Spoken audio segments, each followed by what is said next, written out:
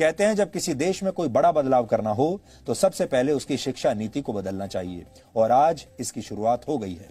भारत सरकार के मानव संसाधन विकास मंत्रालय ने आज इस नई शिक्षा नीति की घोषणा की है। इसलिए आज हम आप सबको बताएंगे कि इससे देश के तमाम छात्रों, उनके परिवार और उनके माता पिता के जीवन में अब क्या क्या बदलाव आने वाले हैं। अगर आप छात्र हैं या किसी छात्र के माता पिता हैं तो आपको ये सारी जानकारियां बहुत ध्यान से सुननी चाहिए, और अगर आप चाहें तो नोट भी कर सकते हैं। तो अब आपको बड़े बड़े बदलाव बताते हैं। अब तक भारत की स्कूली शिक्षा व्यवस्था 10+2 के फॉर्मेट पर चलती थी, लेकिन अब इसे 5+3+3+4 के फॉर्मेट में बदल दिया गया है।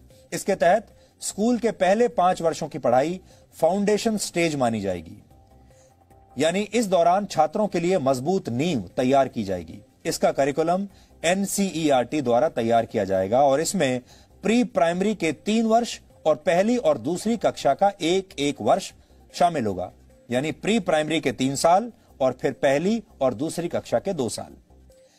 इसके तहत बच्चों को खेल कूद और अलग अलग गतिविधियों के जरिए पढ़ाई कराई जाएगी, यानी इन कक्षाओं के छात्रों के लिए किताबों का बोझ अब पहले जितना नहीं होगा। इसलिए हम कहेंगे कि जो छोटे बच्चे अब स्कूलों में जाएंगे और अपने शिक्षा की यात्रा को आरंभ करेंगे, वो बहुत किस्मत वाले होंगे। इसके बाद अगले 3 साल यानी तीसरी कक्षा से 5वीं कक्षा तक की पढ़ाई के दौरान छात्रों को भविष्य के लिए तैयार किया जाएगा। इसके तहत छात्रों का परिचय विज्ञान, गणित, कला, सामाजिक विज्ञान और ह्यूमैनिटीज जैसे विषयों से करवाया जाएगा। इसके अगले 3 साल मिडिल स्टेज माने जाएंगे और इसमें कक्षा 6 से लेकर कक्षा 8 तक के छात्र शामिल होंगे। इस स्टेज में छात्रों को तय पाठ्यक्रम के मुताबिक पढ़ाया जाएगा और इसके बाद 9वीं से 12वीं कक्षा तक इस फॉर्मेट की 4 वर्षों वाली आखिरी स्टेज होगी। ये 4 साल की स्टेज होगी। इसमें छात्रों में किसी विषय के प्रति गहरी समझ पैदा की जाएगी, उनकी विश्लेषण क्षमता को बढ़ाया जाएगा और उन्हें जीवन में बड़े लक्ष्य निर्धारित करने के लिए प्रेरित किया जाएगा। लेकिन सबसे महत्वपूर्ण बात यह है कि अब स्कूलों में पहले जैसा स्ट्रीम सिस्टम नहीं होगा। इसका मतलब यह है, यानी अगर आर्ट्स का कोई छात्र फिजिक्स की पढ़ाई करना चाहता है तो अब वो ऐसा कर पाएगा, और अगर अकाउंट्स का कोई छात्र, कॉमर्स का कोई छात्र इतिहास की पढ़ाई करना चाहता है तो वो भी ऐसा कर सकता है।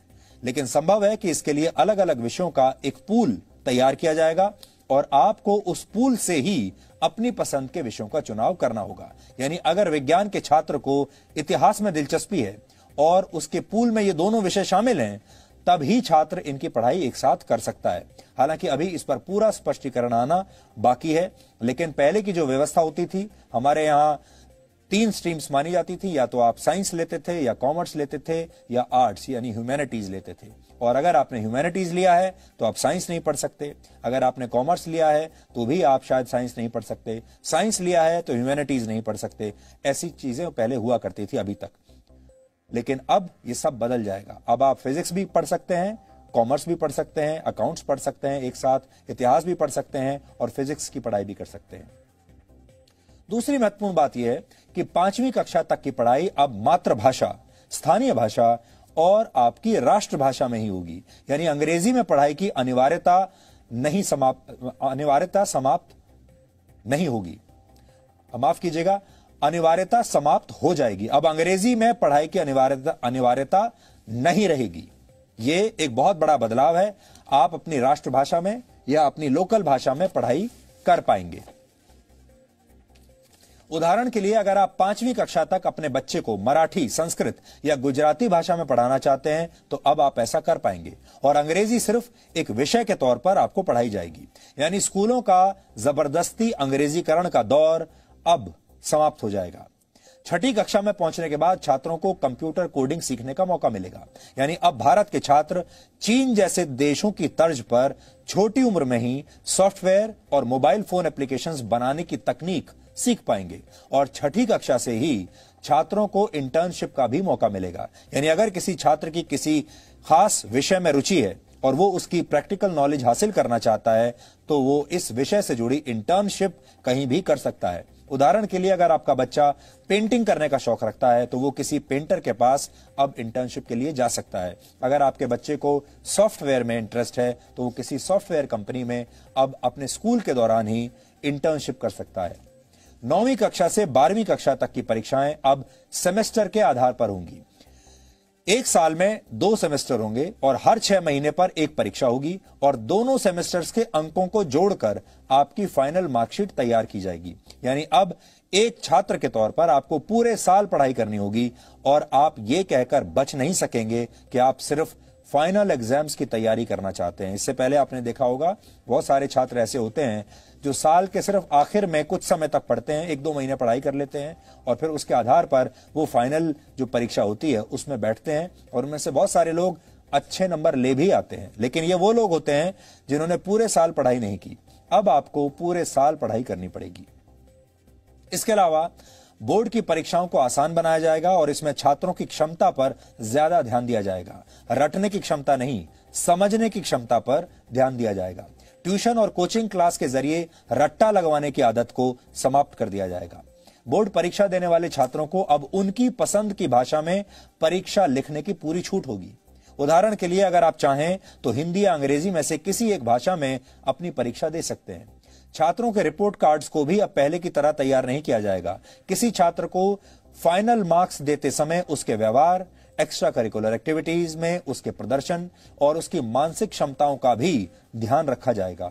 इसके अलावा रिपोर्ट कार्ड को 360 डिग्री असेसमेंट के आधार पर तैयार किया जाएगा। इसमें छात्र खुद को भी अंक देंगे, यानी अपना खुद का भी विश्लेषण करेंगे। विषय पढ़ाने वाले शिक्षक भी छात्र को अंक देंगे और छात्रों के सहपाठी भी उनका आकलन करेंगे। कॉलेज में पढ़ाई करने वाले छात्रों के लिए भी इस नई शिक्षा नीति में बहुत सारे बदलाव किए गए हैं। इसलिए जो छात्र अब कॉलेज में इसके बाद जाने वाले हैं वो भी ध्यान से अभी देख लें। अब देश के छात्र कॉलेज में एडमिशन के लिए कॉमन एप्टीट्यूड टेस्ट दे पाएंगे। इसका अर्थ यह है कि अगर 12वीं कक्षा के बोर्ड एग्जाम्स में आपके ठीक नंबर नहीं आए हैं या आपके मार्क्स इतने नहीं आए हैं कि आपको कट ऑफ परसेंटेज के आधार पर सीधे किसी कॉलेज में एडमिशन मिल पाए, तो आप कॉमन एप्टीट्यूड टेस्ट भी दे सकते हैं और फिर इस टेस्ट में आपके प्रदर्शन को आपके 12वीं कक्षा के नंबरों के साथ जोड़ दिया जाएगा और उस आधार पर आपको आपके मनपसंद कॉलेज में एडमिशन मिल पाएगा। ग्रेजुएशन की पढ़ाई को 3 और 4 वर्षों के कोर्स ड्यूरेशन में अब बांट दिया जाएगा। पहले अगर आप कॉलेज की पढ़ाई बीच में ही छोड़ देते थे तो आपको ग्रेजुएशन की डिग्री नहीं मिलती थी। या तो आप पूरी पढ़ाई कीजिए और या बिल्कुल मत कीजिए। लेकिन नई शिक्षा नीति लागू होने के बाद अगर आप 1 साल के बाद कॉलेज छोड़ देते हैं तो आपको सर्टिफिकेट दिया जाएगा। यह आपका सर्टिफिकेट कोर्स माना जाएगा। अगर आपने कॉलेज का फर्स्ट ईयर कंप्लीट कर लिया और उसके बाद पढ़ाई छोड़ दी तो आपको सर्टिफिकेट कोर्स का सर्टिफिकेट मिलेगा। इसी तरह अगर आप सेकंड ईयर पास करने के बाद 2 साल के बाद पढ़ाई छोड़ देते हैं तो आपको डिप्लोमा दिया जाएगा और अगर आप थर्ड ईयर यानी 3 साल की पढ़ाई पूरी कर लेते हैं तो आपको बैचलर्स डिग्री दी जाएगी और अगर आप 4 साल का कोर्स करके बैचलर्स डिग्री लेना चाहते हैं तो आपको रिसर्च के सर्टिफिकेट के साथ ये डिग्री मिलेगी। इससे उन छात्रों को बहुत फायदा होगा जो कॉलेज के दौरान किसी प्रोजेक्ट पर काम कर चुके हैं। 4 वर्ष के इस कोर्स में स्कूल के छात्रों की तरह कॉलेज के छात्र भी अलग अलग विषयों की पढ़ाई एक साथ कर पाएंगे। इस व्यवस्था को मल्टी एंट्री और मल्टी एग्जिट वाली व्यवस्था कहा जाता है। यानी छात्र जब जिस विषय की पढ़ाई करना चाहेंगे तो वो ऐसा कर सकेंगे और जब वो ये पढ़ाई छोड़ना भी चाहेंगे तो ये काम भी आसानी से कर सकेंगे। इसीलिए इसे मल्टी एंट्री और मल्टी एग्जिट कहा गया है। आप जब चाहे एंट्री ले सकते हैं और एग्जिट भी कर सकते हैं जब चाहें। इसके अलावा एक एकेडमिक बैंक ऑफ क्रेडिट बनाया जाएगा। इसके तहत अगर आप एक से ज्यादा कोर्स एक साथ करना चाहते हैं तो आप ऐसा कर पाएंगे और जिस कोर्स को आप जहां तक कंप्लीट करेंगे उसके अंक इस क्रेडिट बैंक में जमा हो जाएंगे और फिर जब आप फाइनल डिग्री के लिए कोई कोर्स करेंगे तो उस क्रेडिट को इसमें जोड़ दिया जाएगा। यह पूरी व्यवस्था पूरी तरह से डिजिटल होगी, ऑनलाइन होगी।